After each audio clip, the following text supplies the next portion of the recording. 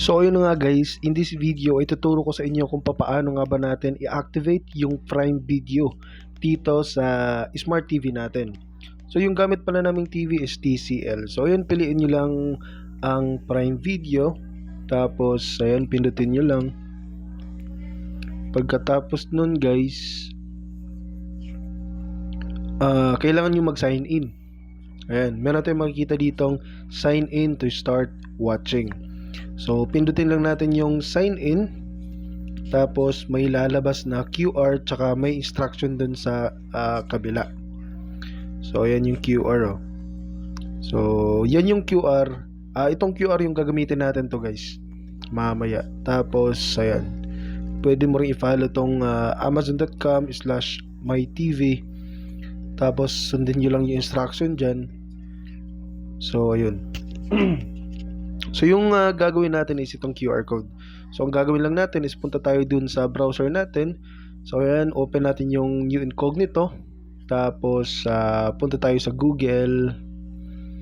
So ayan, type lang natin Google para lumabas naman yung yung QR code scanner. So pindutin natin 'yun. Tapos leave. Tapos scan natin yung QR code na nasa TV. Ayan, may lalabas na link. Pindutin nyo lang yung link. Tapos mapupunta kayo dito. So ngayon guys, enter nyo lang yung email or phone number. So enter lang natin yung mobile number natin. Tapos magpapadala pala sila ng OTP. After ng OTP guys, so lalabas to. Okay. So ayun, makikita nyo, nagpadala sa akin ng OTP.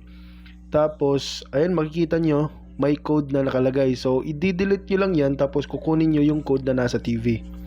Yung nasa kanina. Yung nakikita natin. So ayan, where's my registration code? Step 1, open the Prime Video app on your TV. Tapos register on the Prime website. Your registration code appears on the left of the screen. So yung kanina, yung 2 ways kung paano i-activate yung Prime Video. Di ba kanina may QR code, tsaka yung kabila may code din.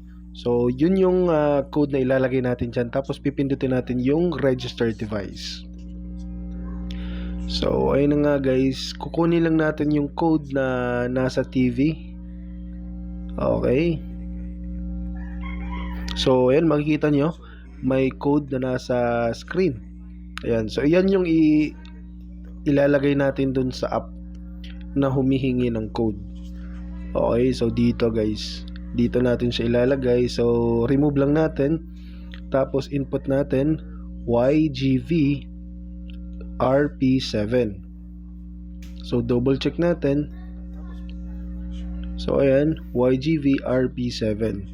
Pagkatapos pindutin lang natin yung register device. So pag successful guys, magre-reload yung TV natin.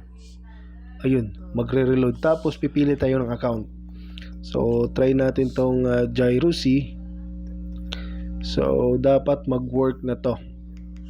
Kasi pag pinipindot nyo yan, di ba may lalabas na QR code kapag hindi gumagana.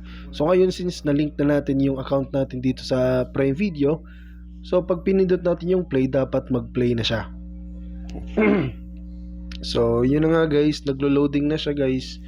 At talaga namang effective yung tutorial natin. So ayan, nag-load na. So successful yung tutorial natin, no? So thank you so much guys, and kung nakatulong to, please don't forget to hit the like, subscribe at ang notification bell.